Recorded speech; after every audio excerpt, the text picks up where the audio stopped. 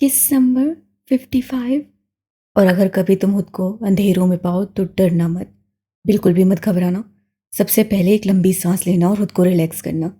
अपनी कमज़ोरी को जाहिर मत होने देना और फिर सोचना कि तुम उस अंधेरे से कैसे निकल सकते हो। हाथ ने आंखें खोली तो खुद को गहरे अंधेरे में पाया। रूहान जबील के अल्फाज उसके समाज में गूंजे। उससे आंखें फाड़ कर अंधेरे में देखना चाहा, पर वो कुछ नहीं देख पाया। उससे उठने की कोशिश की तो उसे एहसास हुआ कि वो बंधा हुआ है। वो एक इंच भी नहीं हिल पाया। फिर उससे गहरा सांस लिया। याद रखना, कोई तुम्हें बचाने नहीं आएगा, क्योंकि कोई किसी को बचाने नहीं आता। उसका मासूम ज़हन उस वक्त जिन बातों को समझने से कासिर था उसे अब समझ आ रही थी। शायद उसका बाप जानता था कि कुछ ऐसा ज़रूर होगा। सबसे पहले अल्लाह को पुकारना और खुद को उसके सपुर्द कर देना, क्योंकि तुम्हारे अंधेरों में सिर्फ वही एक तुम्हारे साथ होगा। अचानक उसे आहट सुनाई दी। कोई उसकी जानिब आ रहा था। नहीं, अभी भी उसे होश नहीं आया होगा। कोई उसी के मुतल्लिक बात कर रहा था। उसे ज़ोर से आंखें मीच लीं कि कहीं वो उसके इतनी जल्दी होश में आने पर उसके साथ कुछ कर न दे। ये सच था, उसे जिस्मानी दर्द कम महसूस होता था, लेकिन उसे खौफ ज़रूर महसूस होता था। इंसान के अंदर जो खौफ होता है, एक अनजाना खौफ। और फिर एक 7 साला बच्चा खौफज़दा ना होता तो क्या करता? हमें उसके जल्द अज जल्द कुछ टेस्ट करने चाहिए। और फिर एक किसी ने बटन दबाकर रोशनियां जला दी। वो सोता बन गया। उससे जैसे अपना सांस तक रोक लिया था। आंखें बंद थीं तो वो देख नहीं पाया उसके इर्द गिर्द कैसे लोग थे। देखने से तो ये बिल्कुल नॉर्मल लग रहा है। दो मुख्तलिफ आवाज़ें थीं और सब एक जैसे कपड़े पहने हुए थे, आसमानी रंग के, किसी यूनिफॉर्म की तरह। और सबके चेहरे पर मास्क था। एक आदमी आगे बढ़ा और उससे हाथ का हाथ खोलते हुए उसके बाजू में बंद कंधे से जरा नीचे से सिंज लगाकर खून निकालना शुरू कर दिया था। कोई उसे छू रहा था, ये महसूस हुआ था। और फिर कुछ देर बाद वो सब चले गए। उससे आंखें खोलकर देखा तो लैब का मंजर वाज़िया हुआ। यकीनन उसके अगवा करने वाले उसे जानते थे। और फिर कुछ देर बाद उन्होंने उसे बहुत सारी मशीनों में जकड़कर एक कुर्सी पर बिठाया था। उसके सर पर अजीब सी मशीन लगी थी और उसके सीने को लोहे की मशीन ने जकड़ा हुआ था। उसे खौफ महसूस हो रहा था और इस खौफ से उसके दिल की धड़कन तेज़ी से चल रही थी। वो अजीब से खाली कमरे में अकेला था, जहाँ सिर्फ उसकी कुर्सी थी और शीशे के उस पार एक शख्स एक बाजू सीने पर जमाए, जबकि दूसरा हाथ थोड़ी नीचे रखे गहरी नज़रों से उसे देख रहा था। उसके साथ ही 3-4 अफराद बैठे थे, जिनके चेहरे पर मास्क लगा था। उनके सामने स्क्रीन थी। अब उससे पहला सवाल किया गया, तुम्हारा नाम क्या है? हाथ। उसे सामने खड़े शख्स को गौर से देखते हुए जवाब दिया। वो खुद को पुरसुकून रखने और ना डरने की पूरी कोशिश कर रहा था। क्या तुम रूहान जबील के बेटे हो? वो खामोश रहा। उसे इस बार वो जवाब देना ज़रूरी नहीं समझा। वो बार बार पूछते रहे लेकिन वो नहीं बोला। कहाँ से आए हो? इस बार खड़े हुए शख्स से झुकते हुए मेज़ पर हाथ रखे और पूछा। आसमानों से। क्या तुम वही खास बच्चे हो? जो आसमान से आता है वो खास होता है। क्या तुम्हें दर्द नहीं होता? वो फिर खामोश रहा। उसे अपने घर वालों की याद आई थी। यकीनन वो उसे ढूंढ रहे होंगे। वो जल्द अज जल्द यहाँ से जाना चाहता था, पर उन लोगों का उसे छोड़ने का कोई इरादा नहीं था। उसके अगवा की खबर ऐसी थी कि आनम सकते में चली गई थी। उसे हर जगह ढूंढा जा रहा था। अब्दुल को शदीद अफसोस था कि उसके सामने हाथ को ले गए और वो कुछ नहीं कर पाया था। अच्छा हुआ वो चला गया। कभी कभी वो सोचने लगता, लेकिन फिर अपनी माँ की हालत देखता और कभी उसे खुद हाथ याद आने लगता। पाकिस्तान से सईद जबीर और हमदान साहब आए थे। उसे हर जगह ढूंढा जा रहा था, पर ऐसा लगता था जैसे उसे ज़मीन निकल गई हो। वो कहीं नहीं मिला था। आनम खान भी रोने लगती तो कभी अल्लाह से फरियाद करती। कहीं ना कहीं वो जानती थी कि उसे अगवा क्यों किया गया था और यही बात उसे तकलीफ पहुंचाती थी। सईद जबीर साहब पूरी कोशिश कर रहे थे। आनम ने उस शख्स जितना हाजिर दिमाग और मजबूत आदमी नहीं देखा था, जिसने जवानी में अपनी बीवी को खो दिया था और फिर बेटे ने हमेशा तंग किया। जब वो सुधर गया तो वो गायब हो गया। उसकी जुदाई ने सईद जबील को जिस तकलीफ में डाला था, ये सिर्फ वही जानते थे, पर उन्होंने कभी जाहिर नहीं किया। और अब पोते की गुमशुदगी, वो जैसे चटक से गए थे, लेकिन फिर भी खुद को संभाले रखा। अगर वही हिम्मत हार जाते तो बाकियों का जाने क्या होता। और फिर जैसे ही उसके सारे टेस्ट खत्म हुए, उस पर तजुर्बात का ऐसा दौर चला कि उसकी रूह तक कांप उठी थी। उसे उन अंधेरों में फेंक दिया गया जिनसे उबरना आम इंसान के लिए नामुमकिन था। वो सारी जिंदगी भटकता रहता। उसे दिनों तक भूखा प्यासा रखा जाता तब तक इलेक्ट्रिक शॉक दिए जाते जब तक वो दर्द से चिल्लाता नहीं था। पहले शिद्दत रिकॉर्ड की जाती कि किस शिद्दत पर उसका जिस्म दर्द महसूस करता है, और फिर तब तक उसे शॉक देते जब तक वो बेहोश ना हो जाता। नोट किया जाता कि कब तक वो ये सब बर्दाश्त कर सकता था। दूसरे तजुर्बे में उसे ठंडे कमरे में बंद कर दिया गया, जिसका टेम्परेचर वक्त के साथ साथ मज़ीद गिरता जा रहा था। उसके जिस्म पर लिबास नहीं था। डोंट डू दिस, उससे अपने कपड़े उतारते एक मास्क वाले शख्स से मिन्नत की थी। Please don't do this. लेकिन उसकी मिन्नतों का किसी पर कोई असर नहीं होता था। वो उनके लिए एक तजुर्बाती नमूने से कम नहीं था। एक सिल्वर की दीवारों वाले ऐसे कमरे में जिसका दर्जा हरारत हर मिनट गिर रहा हो, वो दीवार से टेक लगाए बैठा था। उसका वजूद होले होले कांप रहा था। मसलसल दिए कि इलेक्ट्रिक शॉक से उसके जिस्म में काफ़ी कमज़ोरी हो गई थी, और वो लोग उसकी कमज़ोरी को दूर करने के लिए उसे ताकत के इंजेक्शन लगाते थे ताकि वो फ़ौरन रिकवर कर जाए। दर्जे हरारत गिर रहा था, और यहाँ तक गिर चुका था जहाँ एक नॉर्मल इंसान इंसानी से मर सकता था, और वो पिछले काफ़ी घंटों से कैद था। किसी इंसान से कभी रहम की भीख मत मांगना, क्योंकि वो इस काबिल नहीं होते और ना रहम करते हैं। वो घुटनों में सर दिए बैठा था। मामा कहती हैं अल्लाह सुनता है, जब जब उसे पुकारो। क्या आप मुझे सुन रहे हैं? उससे होश फटे हुए होंठों से उसे पुकारा। उसकी आंखों से आंसू बह रहे थे। उसे ज़हनी तौर पर जितना टॉर्चर किया गया था वो डर गया था, खौफसदा हो गया था। अगर आप मुझे सुन रहे हैं तो मुझे रास्ता दिखाएं। वो रोते हुए अल्लाह से बातें कर रहा था। वो तब उस कमरे में कैद रहा था जब तक वो बेजान होकर एक जानिब गिर नहीं गया था। उसका जिस्म अकड़ चुका था, और दिल की धड़कन बहुत आहिस्ता चल रही थी, ना होने के बराबर। वो अब उसे होश में लाने के लिए उसके वरना सीने पे शॉक दे रहे थे। और जब दर्द की शिद्दत बढ़ जाती है तब वो बेईमानी हो जाता है। तुम्हें उठना होगा, तुम्हें अभी एक लंबा सफ़र तय करना है। वो ऐसी जगह पर था जहाँ रोशनी ही रोशनी थी, और उससे वहाँ अपने बाप को देखा था जो उससे हिम्मत न हारने की तलकीन कर रहा था। वो उठ गया था, उससे आंखें खोली थी, और लैब में मौजूद वो जानवर नुमा इंसान अपने एक और तजुर्बे के कामयाब होने पर खुश थे। और फिर अगली बार उसे एक ऐसे कमरे में बंद किया गया जिसकी दीवारें लोहे की थी। दर्जा हरारत बढ़ रहा था। वो खामोशी से बैठा रहा।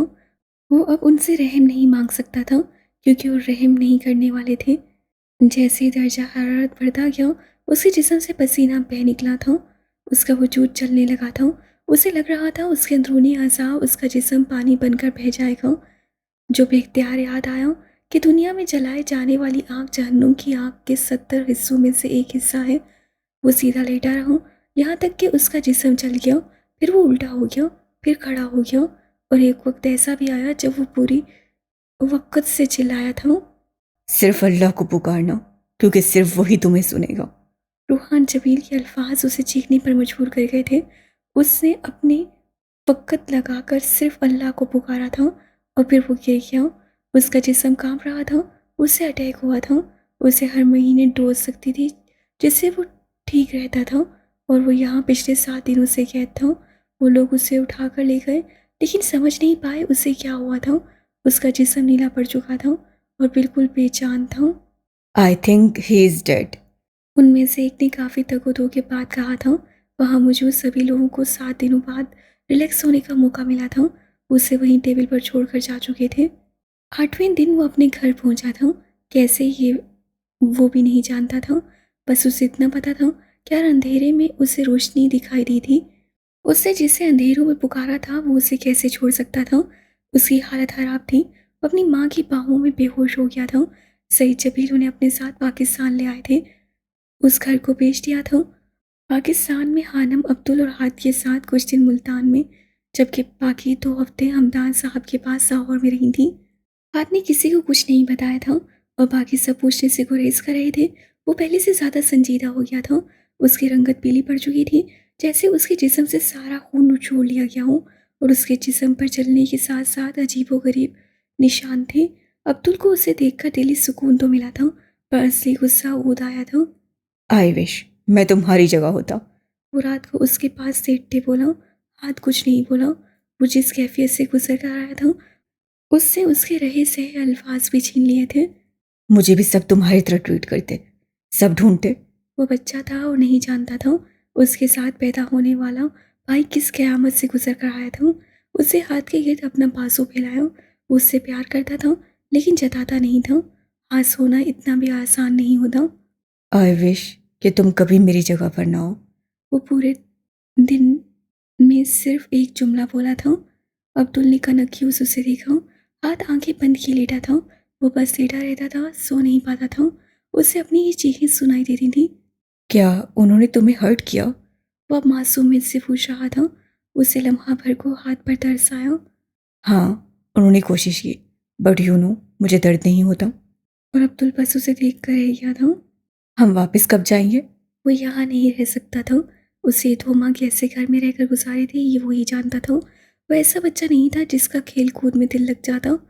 शायद कभी नहीं, हानम ने उसे देखते जवाब दिया। लेकिन हमें अब चलना चाहिए। हम वहाँ नहीं जा सकते, हाथ वहाँ रहना खतरनाक है। हम किसी और शहर में रह लेंगे। वो जैसे सब सोच कर आया था। मैं यहाँ क्या करूँगा? कुछ भी नहीं कर सकता, और मुझे बहुत कुछ करना है। उससे पहली बार जिद की थी। वो अपने अंधेरों से भागकर जाता भी तो कहाँ।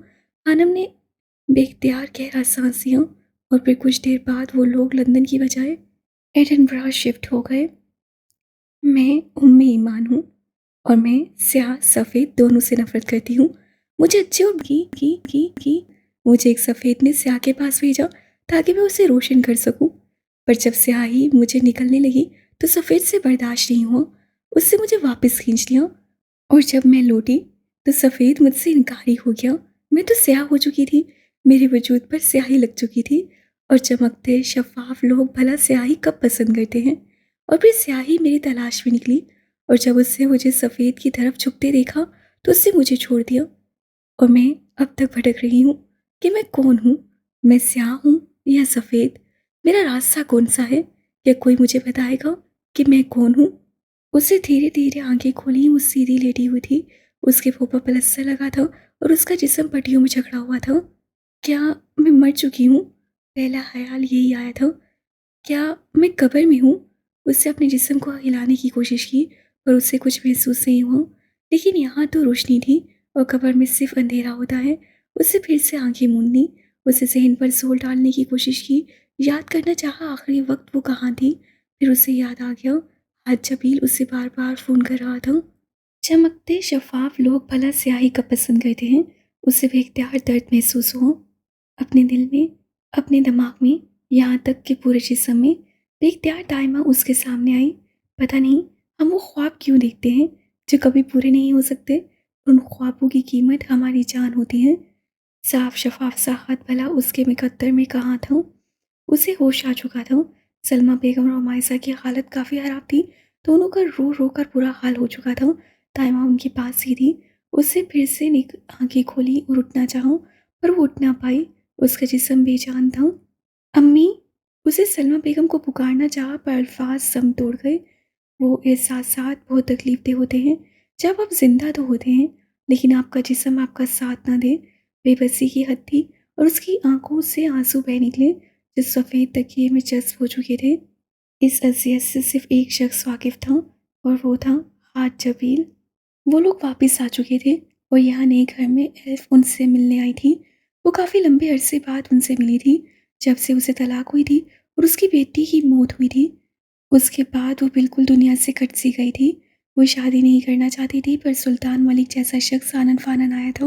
मोहब्बत के दावे किए और अपनी पूरी कोशिश की, और उसे शादी करनी ही थी तो उसे मलिक सुल्तान से कर ली। पर वो शख्स धोखेबाज निकला। जब उसे बेटी हुई तो वो उसे अपने साथ ले गया, और एलिफ को यही बताया गया कि वो मर चुकी है, पर वो जानती थी उसकी बेटी जिंदा थी। वो अकेली रह गई थी। एक मशरकी शख्स से उसे मोहब्बत हुई थी, और दूसरे मशरकी शख्स ने उससे शादी करके धोखा दिया था। वो लड़की जो इंतहाई ज़हीन और फ़तीन थी, वो अब अक्सर भीगी सड़कों पर अकेली घूमती थी। वो न सुल्तान मलिक को ढूंढ पाई और न अपनी बेटी को। और फिर रूहान जबील भी चला गया। वो अक्सर खाली निगाहों और खाली दिल के साथ भीगी सड़कों पर यूं ही चलती रहती थी। वो हरचे से मिलना चाहती थी, और रूहान जबील से भी। और फिर पूछना चाहती थी कि उससे वफा कहाँ से सीखी थी। वो अक्सर उसे ढूंढती थी।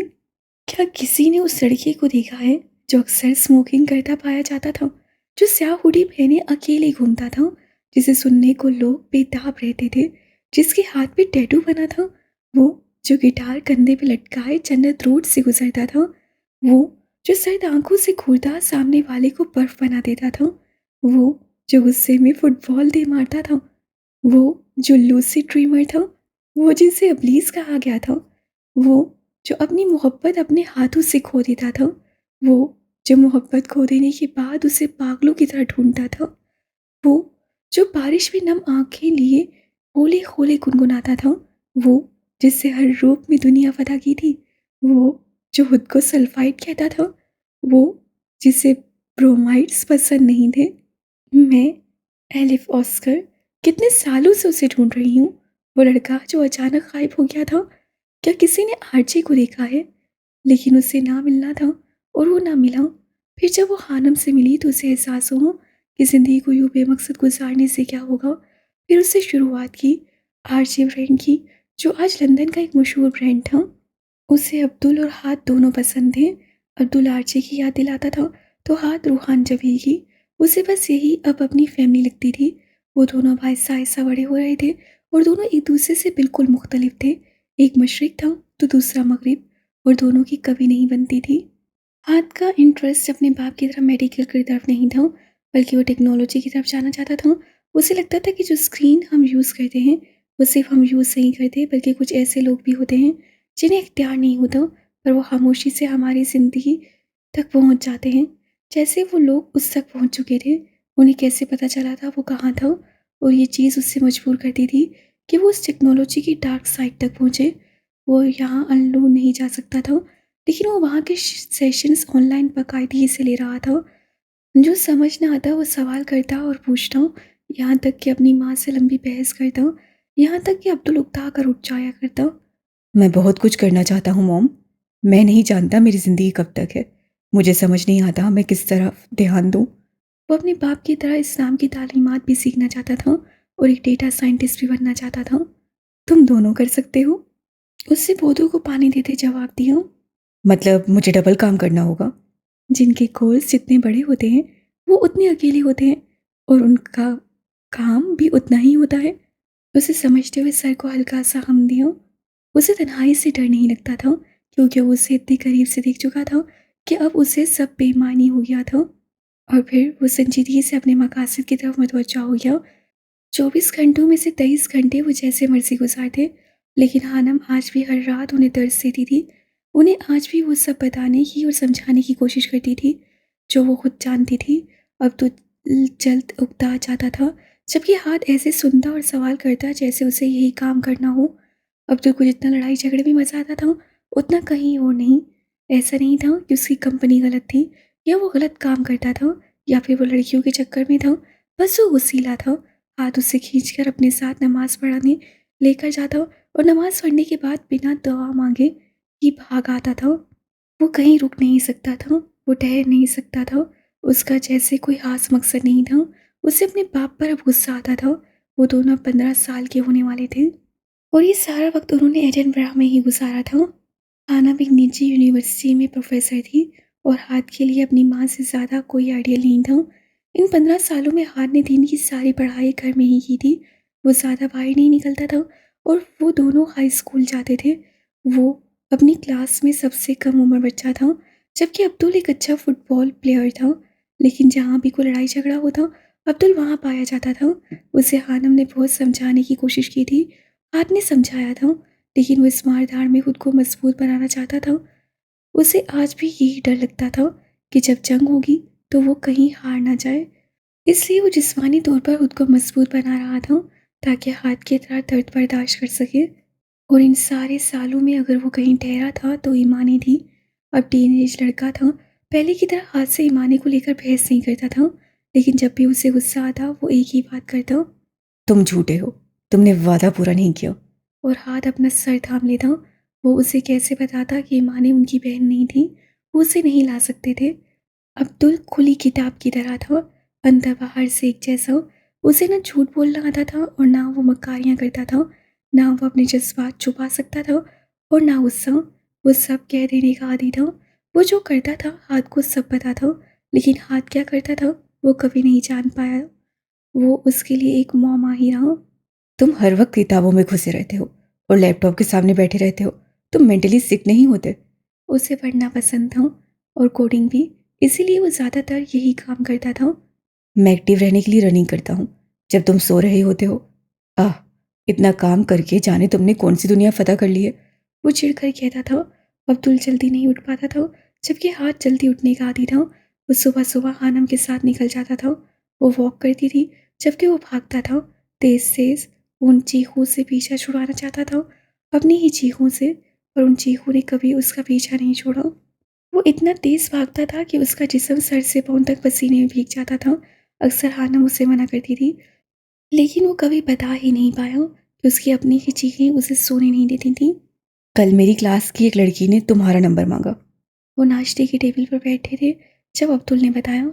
उसके बाल कानों के लो को छू रहे थे और आगे उसने एक पतला सा बैंड लगाकर उन्हें पीछे किया हुआ था।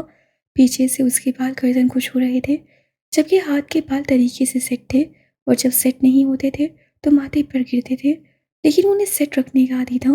आनम ने चौंक कर उसे देखा, जबकि नाश्ता करते हाथ को अच्छू लगा। उसे ऐसा कोई तजुर्बा नहीं था। ओ कम ऑन मैन, एक नंबर ही तो मांगा है, वो हाथ के सुर्ख पड़ते चेहरे को देखकर बोला। और वैसे भी तुम पूरे स्कूल के लिए एक मिस्ट्री हो। अपनी उम्र के लिहाज से तुम स्कूल में 3 क्लासेस आगे हो। तुम कोडिंग में एक्सपर्ट हो और तुमने सारी किताबें पढ़ रखी हैं। तुमने जो लास्ट सेमिनार में प्रेजेंटेशन दी थी, लड़कियां काफ़ी इंप्रेस हुई, और उन्हें हुडी पहने, चश्मा लगाए, कंधे पर बैग लटकाए, बारिश में चलता हाथ काफ़ी पसंद है। वो ये सब पहली बार सुन रहा था और काफ़ी हैरान था। फिर तुमने क्या किया? आनम ने पूछा। मैंने मना कर दिया, वो जूस का ग्लास मुंह से लगाते बोला। मैंने उन्हें बताया कि हाथ बुक्ड है। बुक्ड का लफ्ज़ सुनकर हाथ का मुंह हैरत से खुला, जबकि आनम ने अपनी मुस्कुराहट छुपाई। लेकिन दाइमी के साथ तो तुम्हारा रिश्ता पक्का हुआ है ना? आनम ने तस्दी की। ओ कम ऑन मॉम, वो तो बस एडवेंचर था ना। मैं कैसे बुक्ड हूँ? हाथ अभी तक वहीं अटका था। Let me explain. उसे दोनों बाजू मेज पर रखे, जैसे वो बहुत ज़रूरी बात करने जा रहा हो। तुमने कहा था कि हम ईमानी को नहीं ला सकते क्योंकि वो हमारी बहन नहीं है। हमारा उससे कोई रिश्ता नहीं है। ईमान है। हाथ फौरन चिढ़ गया। उसकी तकरीर फिर शुरू हो चुकी थी। वो खामोशी से नाश्ता करने लगा, जबकि खाना बात तेली पर थोड़ी जमाए अब्दुल कुछ सुन रही थी। उसे इस वक्त उस पर बहुत प्यार आ रहा था। अभी हम 15 साल के हैं, तो 3 साल बाद जब हम 18 के हो जाएंगे तो तुम ईमाने से शादी कर लेना, फिर हम उसे परमानेंट यहाँ ले आएंगे। हाथ ने अपना निवाला छोड़कर उसे यूं देखा जैसे उसका दिमाग फिर क्या हो, जबकि वो खुद उसे यूं देखते अवनक लग रहा था। इसीलिए अब तुम बुकड हो, किसी और लड़की का मत सोचना। हाथ ने निवाला वापस रखते रहम तल्ख निगाहों से अपनी माँ की जानिब देखा, जो चेहरा नीचे की अपनी हंसी छुपाने की कोशिश कर रही थी। अब वो लड़की सबको बता देगी और यूं कोई लड़की तुम पर लाइन नहीं मारेगी। और बस। हाथ ने गहरा सांस अंदर खींचा और खुद को रिलैक्स किया। लेकिन एक मसला है, आनंद ने कहा तो अब्दुल फौरन मुतवज्जा हुआ। शादी के लिए ईमानी की एज भी तो 18 साल होनी चाहिए ना? ओह। अब्दुल ने अपने ही सर पर चिपत लगाई। अब वो उंगलियों पर गिर रहा था। वो भी 9 साल की है, यानी मुझे 9 साल और इंतजार करना होगा। वो अफसरदा हो गया था। बस करो, बहुत हो गया। हाथ अपना फोन उठाते झटके से उठा और साथ वाली कुर्सी से अपना बैग उठाकर कंधे पर डाला और उन दोनों की तरफ उचट्टी निगाह डालकर बाहर की जाने बढ़ा। ओ हीरो, लिसन। अब्दुल की पुकार पर वो रुका जरूर, लेकिन पलटा नहीं। You are booked, okay. अगर कोई लड़की मुझे तुम्हारे आसपास नजर आई तो मैं तुम्हें छोड़ूंगा नहीं। उससे खुलेआम धमकी दी। इडियट, ऊंची आवाज में कहता बाहर निकल गया, जबकि हानम बेख्तियार हंसती थी। उससे अब्दुल के चेहरे को प्यार से छुआ। मॉम, आप इसे बता दीजिएगा। वो अब उन्हें तनबीह कर रहा था। और फिर स्कूल में होने वाले ड्रग्स वाले वाक़ये के बाद अचानक ही अब्दुल को उस पर शदीद गुस्सा था, और ये गुस्सा वक्तन फ़वक्तन निकलता रहता था। वो हाथ को दबाने के लिए और गलत काम करता, और फिर उससे रेसिंग शुरू की। उस रोज़ भी वो लोग स्कूल से कुछ फासले पर थे, जहाँ स्कूल के फाइनल ईयर के स्टूडेंट रेसिंग करते थे। वन व्हीलिंग और बाकी गैर कानूनी काम जो स्कूल के बच्चों को अलाउ नहीं थे, और अब्दुल वहाँ मौजूद था। उसके सीनियर्स के साथ वैसे भी नहीं बनती थी। मेरे साथ लगाओगे? उससे फाइनल ईयर के स्टूडेंट को हर बार जीतते देखा तो पूछा, और फिर अगले चंद लम्हों में वो हीरो बना। कानों के पर्दे फाड़ देने वाली आवाज़ वाली बाइक पर बैठा हवाओं में उड़ रहा था। वो जीत गया था, और लाइब्रेरी में बैठे हाथ को किसी ने अब्दुल की खबर दी थी। वो घर ही जा रहा था। आज उसकी डोज का दिन था, और वो जल्दी अपना काम खत्म करना चाहता था, क्योंकि इस डोज के बाद वो काफ़ी घंटों तक कुछ नहीं कर पाता था। अब्दुल का सुनकर वो तेज़ी से भागा, और वहाँ पहुंचकर उससे अब्दुल को घर चलने का कहा। अपने भाई को हराओ तो माने, किसी सीनियर ने उसके कान में सरगोशी की थी। एक शर्त पर। अब्दुल ने फौरन कहा, तुम मेरे साथ रेस लगाओ, अगर मैं हार गया तो दोबारा नहीं करूँगा। वो उससे अपना बदला लेना चाहता था। हाथ ने खुद पर जब्त करते उसे देखा और फिर वो राजी हो गया, उसे वापस ले जाना चाहता था। कुछ देर बाद वो दोनों भाई सर पर हेलमेट ओढ़ रहे थे। हाथ ने सरसी निगाहों से उसे देखा और फिर बाइक स्टार्ट होने के बाद जब सीटी बजी तो वो दोनों तूफान की तरह गायब हुए। अब्दुल पहले आगे था और फिर हाथ उससे अब्दुल को आगे नहीं आने दिया, और जब वो जीतने के करीब था तो उससे अटैक हुआ। उसका तवाज़ुन बिगड़ा और बाइक समेत नीचे गिरा। अब्दुल का बाइक उससे टकराया और फिर वो दोनों भाई ज़मीन पर से। कुछ स्टूडेंट्स वहाँ से भाग गए, कुछ उनकी तरफ बढ़े। हाथ को मछली की तरह तड़पते देखकर एक स्टूडेंट ने उसका हेलमेट उतारा और फिर उसके साकित बढ़ते वजूद ने सबको डर कर भागने पर मजबूर कर दिया। सबको लगा वो मर चुका है, जबकि अब्दुल को काफ़ी चोटें आई थीं, पर वो खुद ही उठ गया था। हाथ की हालत देखकर वो डर चुका था। कुछ देर बाद वहाँ एम्बुलेंस थी। हमें हाथ को कभी भी अस्पताल नहीं लेकर जाना है, उसे अपनी माँ की आवाज़ साफ सुनाई दी और फिर उसे अपना सांस सूखता महसूस हुआ। चटाक की आवाज़ उभरी थी और अब्दुल ने बेयकीनी से अपनी माँ को देखा। वो लोग अस्पताल में थे और आनम का रंग फीका पड़ चुका था। ये पहली बार था जब उसने अब्दुल की किसी गलती पर उसे मारा था। जाओ यहाँ से, वो अपने गुस्से पर जब्त कर रही थी और फिर उसे पहली बार अपने भाई की वजह से थप्पड़ पड़ा था। उसके हाथ में पट्टी बनी थी और घुटने छिल गए थे, जबकि हाथ अब ठीक था। उसे भी चोटें आई थीं। वह आनम को डर था कहीं अस्पताल वाले उसके अटैक से वाकिफ न हो जाएं। मैं जा रहा हूँ और कभी वापस नहीं आऊँगा, वो अपने गले में अटके आंसुओं को जब्त करते बोला। जाओ अब्दुल, मुझे इस वक्त तुम्हारी शक्ल नहीं देखनी। उससे पहली बार अब्दुल पर गुस्सा किया था और वो उसका आदी नहीं था। वो पलटा और भागता हुआ वहाँ से निकलता चला गया। कुछ देर बाद डॉक्टर उसके पास आया था। पेशेंट का नाम क्या है? अब्दुल, अब्दुल अहद, वो बेसाख्ता बोली। नहीं चाहती थी उसका नाम किसी अस्पताल के रिकॉर्ड में जाए। उसे खारिज कर दिया गया और वो हाथ को लेकर घर आ गई थी, पर नहीं जानती थी कि अब्दुल अपनी जिद का इतना पक्का था कि वो कभी वापस नहीं आएगा। अब्दुल चला गया, वो वापस नहीं आया। उसे ढूंढा गया पर वो कहीं नहीं मिला और फिर वो अकेला रह गया, वो और हानम। लेकिन अब्दुल जिसे उसके पास छोड़ गया था वो थी ईमाने। उसका ख्याल अब जाता ही नहीं था। अब्दुल के साथ ही उसके दिमाग से चिपक गया था। उनके कमरे में आज भी वो फ्रेम तस्वीर थी जो अब्दुल ने रखी हुई थी। अब वो उससे उल्टा नहीं करता था। वो अब्दुल को बहुत याद करता था। उससे रोना आता था पर रोया नहीं जाता था। हाई स्कूल में समर ब्रेक थी। उससे एक एआई कोर्स के लिए कॉलेज ज्वाइन कर लिया। वो उस कोर्स में सबसे कम उम्र बच्चा था और यहाँ उसे विलियम मिला। वो एक अच्छा लड़का था, उससे उम्र में बड़ा था। वो अब अक्सर हाथ के साथ होता था। हाथ दोस्त बनाने का आदी नहीं था, लेकिन विलियम की नेचर अच्छी थी।